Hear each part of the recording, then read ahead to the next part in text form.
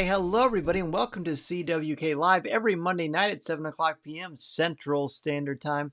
I'm your host, Dan Z. Thrilled to be talking Star Wars with each and every one of you. Well, look at this. We've got some new friends, some familiar faces, some old friends.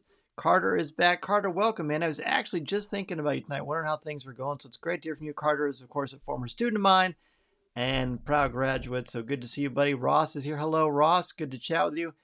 Anthony is here. Anthony has a very exciting podcast, Star Wars podcast, that we're going to talk about certainly in the near future. Anthony, welcome to the show, my friend.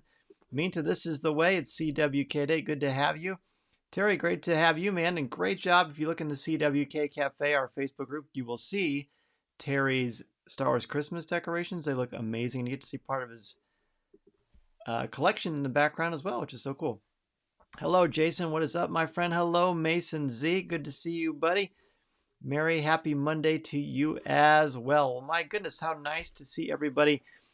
Very, very exciting to talk some Star Wars. I missed you all last week. Last week, of course, I shouldn't say of course, maybe you weren't aware, but I did a keynote address at a conference for librarians about finding your passion and your voice and being your authentic self in your classroom or school library.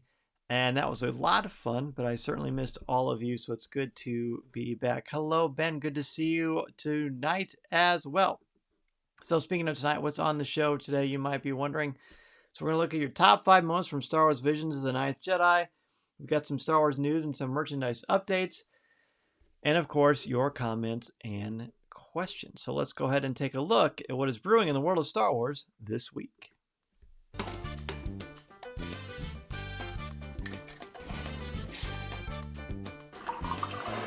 And now, let's see what's brewing in the Star Wars universe this week.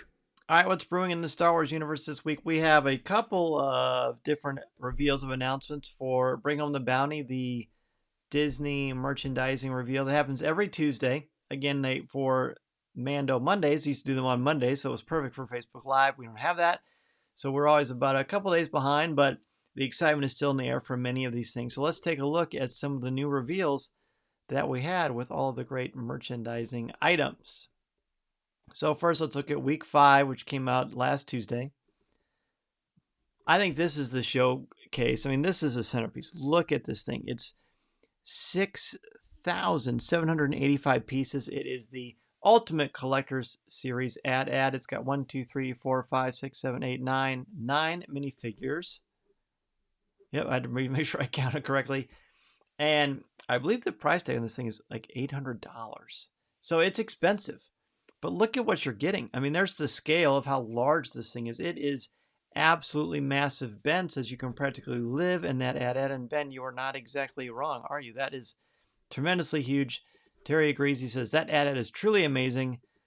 Mita says, I don't know who would enjoy that Lego more, me or my nephews. See, this will be a good project for you all to work on together, right? So it's gorgeous. To me, that is the biggest thing. And there's a great commercial of it that someone posted in the CWK Cafe as well. Just showing like basically a life-size version of this thing walking around a cityscape. It's really cool. Really cool. Yeah, Mary has seen too. She says that video for it is amazing. Yes, it's really, really nice. Let's go ahead and look at some other things. So Adidas has a Boba Fett brand they're looking at. There is a sweatshirt and there's some workout pants on the right. There are a couple of other items too. So I just pick a couple of things from the many options that we have. You can see the full list on StarWars.com as well as on CoffeeWithKenobi.com. And then I post some of the highlights on social media for Coffee with Kenobi as well. Speaking of highlights, I think these are pretty cute. On the left, you get some of those familiar little ones from Season 2 of The Mandalorian. These are all memorable sequences from Episode 2, including Grogu with the macaroons and those little Krinkas, those ice spiders, and of course with the Frog Lady's offspring. A lot of cute stuff there. And on the right is a really nice looking medallion for 50 years of Lucasfilm, which is really nice as well. Okay, so, usually I put Hasbro stuff first, but I decided to put it more towards the end. So on the left, you've got a Death Watch Mandalorian, a 6-inch Black Series. On the right, you've got Ahsoka Tano, but based off of the live-action version played by Rosario Dawson from The Mandalorian Season 2, a really great-looking sculpt. Again, Hasbro's photorealism is just peerless, so just look at that. Who needs to adult when you see all those Star Wars swag? Exactly, and we can adult and be Star Wars fans, can't we? We certainly have been doing that a lot. Yep. So meantime, I'm assuming this is the first time you've seen these. They're really, that Ahsoka one is really nice. And then on Disney Plus Day, there really was only one, well, I should say 3 products that came up, but they're all Funko Pop related. So there's a Boba Fett one. This is a Target. You can get this at Target. And then they had a Fennec Shan one as well. I didn't include that picture, but on the right, you can see, well, I guess I did. And then, but without the box. And there's also there's keychains for these 2 as well. That Boba Fett one, I usually am pretty good about resisting Funko Pops because there's only so much room in the CWK studios. But that is a very striking Boba Fett one for sure. I mean, pretty cool stuff. And that's it. I guess that's it for merchandise for this one. Ross says, cool box art. Yeah, it's really nice. Really, really nice. So I think as far as what else is brewing, I didn't make logos for this, and it could easily be a top 5 in and of itself. Anthony says, I love that Boba Fett Funko. Yeah, that thing is really nice, Anthony. For sure, I agree. I guess the big thing for this is on Disney Plus, we got a couple little things. We got, Under the Helmet, a Boba Fett documentary with a lot of very incredibly important Star Wars dignitaries, including Dave Filoni, George Lucas, and our buddy Steve Sansweet, as well as Pete Vilmer from Lucasfilm. So that was very, very cool to see them. I love that. What a fascinating, incredible documentary. We could easily do a top 5 for that.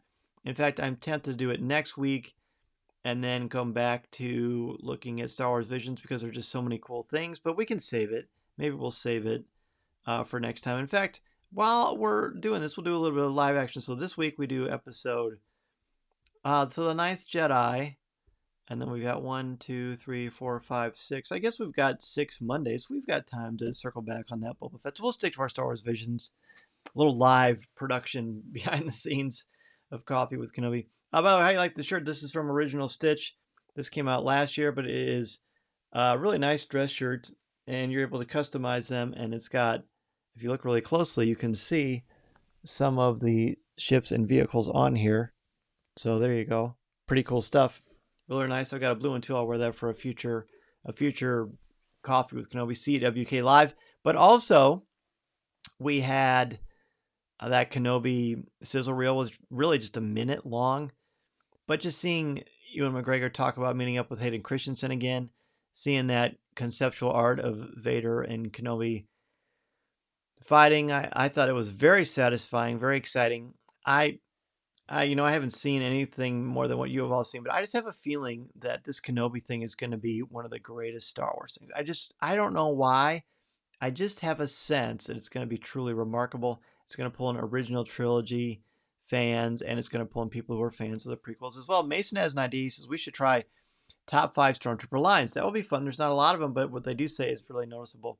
Ben says, I almost didn't notice it until you point out the ships. Yeah, there's Death Star and TIE Fighters, and there's, of course, the Falcon. So, yeah, pretty cool. Anthony says, hearing Ewan talk about Hayden brought my prequel-loving heart to tears. Exactly. That is going to it's going to be amazing. I'm really looking forward to that. So, I guess what we should do is probably jump into our top 5. Speaking of top 5s, we've got your top 5 moments from the Star Wars Visions episode, The 9th Jedi. Now, this is one heck of a really, really fantastic episode. I believe it's the longest episode, and if you listen to our interviews that I did with some of the creators of Star Wars Visions, then you know that this is actually one that when they made it, it ended up being basically so long that it could have split it up into 2 episodes. And then they decided, you know what, just make one really long episode. And I'm very glad that they did. So, I mentioned Anthony's podcast. Be sure to follow Forced Ghost Conversations, by the way, on Twitter. He's just getting started for his Star Wars podcast, but I'm very optimistic. Anthony's a great guy, so be sure to follow Forced Ghost Conversations on Twitter and get ready for his show when it comes out. Terry says, this was my favorite of the Visions episodes, and I agree. In fact, I'd say it's top 3 for me. Definitely top 3. All right, so Mason and I, for our top 5 this week, for our list, we made our list together. We don't always do that, but we did it for this one. So let's take a look at what we have. Anthony, you're welcome, buddy. You are so welcome. Force Ghost Conversations. All right, let's go look at number 5. Number 5 for me is To Be Continued. Now, what do I mean by that? I mean, at the end of the episode, it was pretty cool to see the mentor in a bind, but not killed, right? The fact that her father is still alive and that there's more to the story and it cuts it off perfectly, but still has its own complete story in and of itself, I think is crucial to good, strong storytelling. So I very much am a fan of that and really like that aspect of it a lot. I'm going to make this light a little bit brighter because it's not very bright at all. There we go. That should help a little bit. It was just too dark. All right, so that's my number 5, To Be Continued. Minta's number 5, revealing that there are other Force users, definitely. Number 5 for Terry, eccentric droid personality such as a transport droid who states, "I'm on a break," and nice moves. I like that. It looks like he's drinking hot chocolate or something. Ross, so much subterfuge on both sides. There is no trust in the galaxy right now. It's very dark and complex. That is definitely true. Mary, the narration at the beginning of the episode, so reminiscent of Clone Wars. It really is. In fact, Mason and I were trying to kind of chart where it might be on the actual timeline itself if this were canonical. Jason's cool stuff, the opening exposition, Kyber crystal catapults, the animation of the speeder bike chase through the pine forest, and hints of the Phantom Menace, Duel of the Fates, and some of the music. I caught that as well. I thought I was imagining it, but no, it's good. Good call, Jason. Ben's number 5, the depth of the plot. This feels like the middle chapter of a 20-chapter book. There is a story before and after this episode that now I need to know. I agree with that. And now that we know that there's going to be I believe they announced the season 2, didn't they? Or no, they didn't. They just said we're optimistic there will be a season 2. So I'm optimistic there will be a season 2 if there is a Star Wars Vision season 2. I feel like all these episodes are just ripe for just continuing where they left off. So I hope that it's actually the case for sure. All right. So again, Mason's number 5 is the same as mine. Let's go to number 4. Number 4 for me, the Hidden Lightsaber. I'm talking about at the end of the episode, pretend like this is, I guess we'll use this even though it's pretty much the same. So at the end, when the episode's over, this thing that they're on, this asteroid, that they flip around, it looks like an actual lightsaber itself. I thought that was a really clever little Easter egg. Well, it's not really an Easter egg, but just a really cool trick. Just very fantastic. It's like it's a living lightsaber in and of itself, which I thought was really smart. Number 5 for Ben. Ben didn't get his number 5 in, so let's look at Ben's number 5. The depth of the plot. This feels like the middle chapter of a 20-chapter book. There's a story before and after this episode. Oh, wait, I did read that one. Wow, good job on my memory, Mr. Zare. Number 4 for Minta, the possibility of a sequel. The way it was ended gives me the hope they'll see more of that story maybe into a standalone series. Now, that would be nice. That would be really, really nice. Terry's number 4. Lightsaber color reflecting the user's force connection. I love that so much. I'm definitely going to talk about that in a little bit. Ross, comic relief of 4/9's the little droid and the old droid pilot on his break drinking tea, especially when he says nice moves based on Kara's dueling prowess. Very good. Mary's number 4. The music throughout the episode is amazing, so integral to everything that is happening. Yes, I like that too. Number 4 for Jason. Cool lightsabers, the sound effects. The design of the hilts. The way the blades reflect the user's connection to the Force and changing of the blade colors from red to green, clear to green, red to purple. Yeah, there's so much overt symbolism on this, which I absolutely loved. Ben's number 4. The music when the sabersmith Lajima ignites the lightsaber for the first time. The music was very theatrical for that moment. And for the entire episode, for that matter, I thought you just really liked my number 5. I did like your number 5. I don't know what I was thinking about. So thank you, Ben. So again, Mason and I have the same for this, so that's his number 4 as well. Let's go to number 3. Number 3 for me is saber craftsmanship. Really everything with Lajima. I like this older mentor, but he's still a little bit younger. I like that we show him sort of in a little forge, kind of like Greek or Norse mythology, crafting these mystical weapons. And just kind of changing sort of what they mean. It completely takes the kyber crystal that we know from the canonical Star Wars and makes it quite a bit different. I thought it was just really nice, really a really unique twist on it. Again, very mythologically based, which like Hephaestus from Greek mythology, for example, or the dwarfs from Norse mythology. I just thought it was super cool, and the fact that these kyber crystals again change colors based on the user was pure brilliance. I've always hoped, or when I shouldn't say always, but when I was younger and Revenge of the Sith was about to come out, I had this thing in the back of my brain. I thought, wouldn't it be cool if the last scene was Darth Vader holding up Anakin's blue lightsaber and he turns it on and suddenly turns red because he's evil. Of course, now we know actually how that happens, but that was in my brain how I thought that would be cool to see happen. So it actually kind of happens in these stories, and I really love that so much. I thought that was just purely brilliant, and just sort of the sound and seeing the new hilts. I'm such a sucker for lightsaber hilts, as we know, so that was cool. All right, Ross's number 3. Kyber Crystal Asteroid Fishing with Catapults, a great payoff after seeing the initial grab during the opening sequence of the gorgeous approach to the aerial temple of High Islan. Very good. Yes, that was really nice. Got nice bookends. Minta's number 4. 4/9's perfect timing for comic relief such as I'm on break. Yeah, a lot of people like that. That was fun. Number 3 for Terry, the Sabersmith has a secret past. Notice how he deflected the blaster bolt into the furnace with just his hand. Oh yeah, he did, didn't he? Strong force user he is. Jason's number 3, the reveal of the red blades. Very, very, very, very cool. Mary's number 4, Kara and the droids are journeying through the episode and the droids are there, just as our other canon droids have always been there. That's right. They're just, they're loyal, aren't they?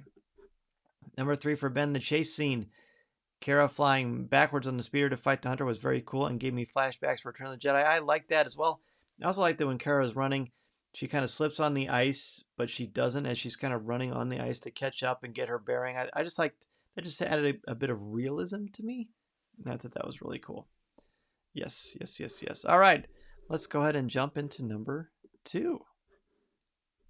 Number 2 for me, lightsaber colors. I mentioned it earlier, but I mean, it's worth repeating. It's so good. It's so smart, especially, and I'm not sure the name of the character, but when his lightsaber turns from red to purple and he says, sorry, I was kind of influenced by the people around me. How strong is that, right? That whole crowd or mob mentality, or sometimes really good people find themselves with the wrong crowd and they sort of take on the persona of the people around them. And once they get a break, they're like, whoa, this isn't me. What am I doing? It's just kind of that fever pitch mentality that happens. I thought that was so cool. Just again, brilliant Star Wars. One of the things I love about Visions, or anytime a storyteller takes a risk, is that they take these familiar stories and make them their own and put twists on them and refresh Star Wars while paying homage to the original, but just taking it a different way. And I'm very comfortable with that. I think it's really, really cool. So cool. All right, let's see. Daniel says this was his favorite out of all of them too. Great. And Daniel, welcome to the show. Mary says, Ben, the Force is strong with this one. That is right. Minta's number 2, Sith Reveal. I was taken aback when the majority of the group were revealed as dark side users. The moment their lightsabers were ignited, quite the twist there. Yeah, and it makes you like scared and nervous too. Terry's number 2, in some ways, all the Star Wars movies are represented in The Ninth Jedi. From a sandy planet, a speeder bike chase, force lightning, a heartfelt goodbye, accepting your destiny, changing your destiny, and more. I agree with that. Ross's second one, the fact that there is a sabersmith, La Zima, and he can build with very variable kyber crystal settings within the lightsaber based on the user is amazing. Yes, it's remarkable. Absolutely remarkable. Jason's number 2. The respect and care that La Zima shows for the lightsabers he forged by wrapping them in cloth or sending them away to the temple with Kara. A simple gesture, but very reverent. Yes, very beautiful. Number 2 for Mary, Juro hiding in the droid to observe the others. When all the sabers turn red, so dramatic. Yeah, there's a lot of cool stuff. There's a lot of creepy stuff. And then you turn out, you basically, one of the main motifs of this idea here is don't trust your eyes because there's more to this. And that was all through this one. Ben, same as you. For number 2, the plot point of the lightsabers to reveal the Sith. Even if inaccurate from what we've known about kyber crystals, it doesn't matter. Agreed. It was a very clever way to reveal the Sith, help Kara find her connection to the Force, and help the Lost Jedi reconnect with the light. So great. So great. So great. I love that so much. So cool. All right. I think I need to. I noticed from our conversation with my CWK Pro with the fall treats that I need to turn up some of these sound effects. So I'm doing that actually as we speak because I need to put a drum roll for what's coming up, don't I? So let's go with our number one. Shall we, everybody? Number one of my top 5 favorite moment from Star Wars The Ninth Jedi is the Jedi Reveal. We've talked about this, a number you just mentioned too, but when we suddenly realize these Jedi are actually Sith, um, the first time you watch it, you just feel tense and you feel worried for these individuals who are aspiring Jedi, supposedly looking for a master. But when you watch it after you know what's going to happen, you almost see them like salivating like these monsters or these like about to jump on raw meat, and they just look terrifying. It's just amazing what a second viewing does with this episode when you know the twist. But when you don't know the twist, my goodness, is a gut punch. It's just so shocking, and it's absolutely brilliant. I loved it so very much. It was just a really great one, so I had to pick that as my number one. Minta, Kara's reveal as the Ninth Jedi, the way she quickly adapted using a lightsaber and her Force skills were astounding. Overall, this is one of my top favorite Star Wars anime thus far. That's so cool. And Minta, did she remind you of Rey? She certainly reminded me of Rey. This kind of had that vibe.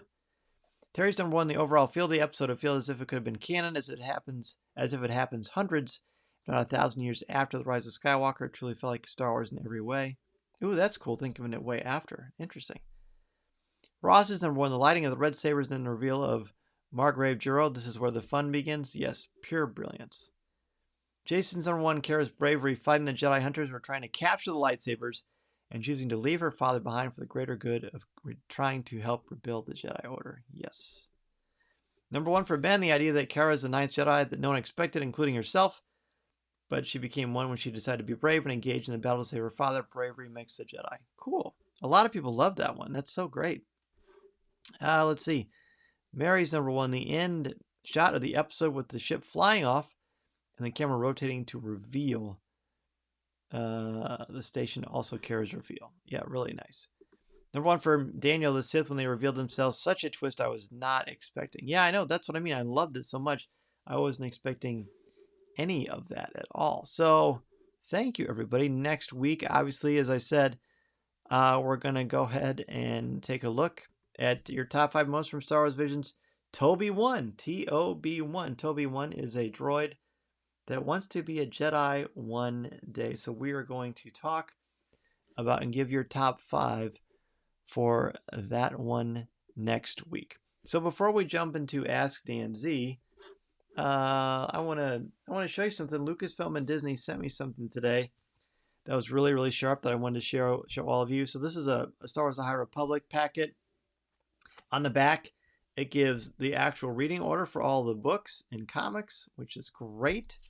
And on the inside is a much more detailed look at the order of everything and how it should be read. There's phase 1, there is phase 2, and then phase 3. So sorry about that but it's really cool, man. Really cool. And then I got a nice note here. And then I got an autograph picture from Daniel Jose Elder showing a preview of an upcoming image for Star Wars The High Republic. There's Daniel's autograph down there at the bottom.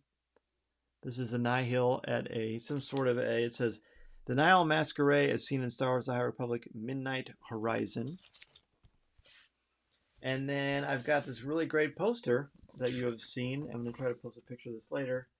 That's like the big poster about who will survive. This is for Wave 3, which of course is coming in early 2022. Nice guy. The guy is nice. Says, when can we get that order? I've been wondering on that order. You know, that is a good question. I'm not entirely sure. Everyone's digging. Yeah, it was really nice. Thanks again to Disney and Lucasfilm for sending that over. Speaking of sending over, I got a really fun surprise earlier today that I was actually not in the studio with me, so I'll have to show it next week. But I got a really fun surprise from a very dear friend of Coffee with Kenobi that I can't wait to show. Ben says, Daniel Jose Elder is the best one of the nicest people I've ever talked to. Very nice you got that. Well, thank you so much. Yeah, I think it's really, really cool. I'm very, very excited about it. Really, really cool stuff. All right. Well, hey, let's go ahead. We're moving really, really quickly tonight, so let's go ahead and jump into Ask Dan Z.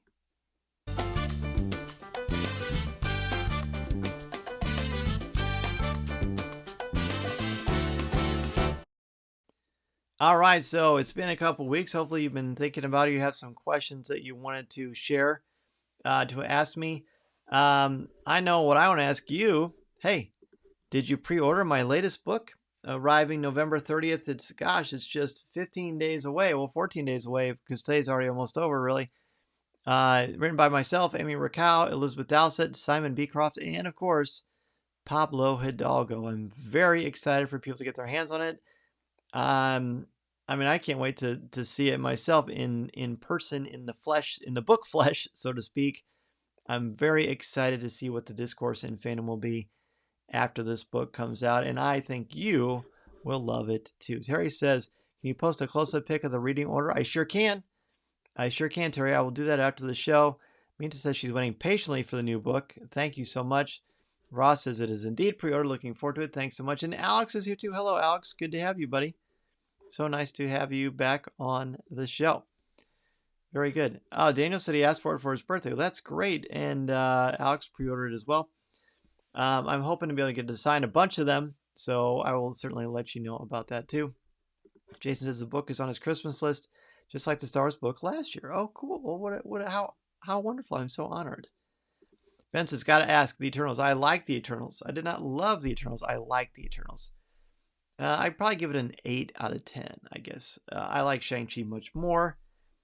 But the Eternals is quite ambitious. It's very well done. The performances are out of this world. The effects are, of course, magnificent. And a very satisfying, unique ending as well. So I really liked it, but I liked Shang-Chi better. Again, that's not a knock on the Eternals. The Eternals was cool. It's the only Marvel movie I've been to where I didn't really know any of the characters, and I've never been able to say that. I think a lot of people would be the same way. Even with Guardians, I was at least somewhat familiar with some of these characters, and now they're household names, so pretty cool. Alex, no worries, buddy. I know exactly what you meant. We had some great feedback this week on Coffee with Kenobi. Oh gosh, I didn't update this. I had Christian Blauvelt on. He is the editor for IndieWire, and he is a great guy. In fact, let me just plug that in right there. There we go. We talked about how movies are made. He would know. He's been an entertainment journalist for, I think he said, many, many years. I think somewhere between 15 and 17 years. And we just broke it down. Look, we addressed some of the things that are going on in fandom that I don't really like to address, but we tried to approach them with tact and free of hyperbole or clickbait, and just sort of talk about, how things go and why we shouldn't be panicking whenever we hear reports about different Star Wars projects. It doesn't mean that something bad is going on. So again, a lot of great feedback on that. Hopefully other people enjoyed it as well. This week on Pour Over, we had Walt Disney World pre-gaming. Corey Clubb just took his family to Walt Disney World. They had a wonderful time. And when they were there, I got to do a lot of cool things, a lot of cool Star Wars things, and we had a lot of fun, a lot of laughs. And the week before that, we did our top 5 fall treats. Whenever we talk about food and treats, people love it, have so much fun.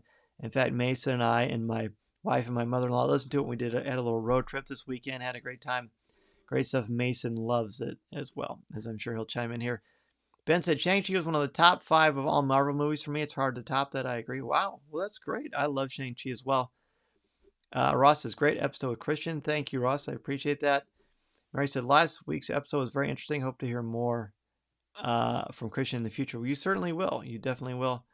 Alex says, great Pour Over episode. Well, thank you so much, everybody. If you like it, please, tweet out that you're watching or that you're listening, so we can bring more people into the fold. You can certainly post it in the CWK Cafe, which is our exclusive, I don't know if it's exclusive, anybody can join, but it's our Coffee with Kenobi Facebook group where you can really chat about anything you hear on Coffee with Kenobi, anything you hear on Pour Over.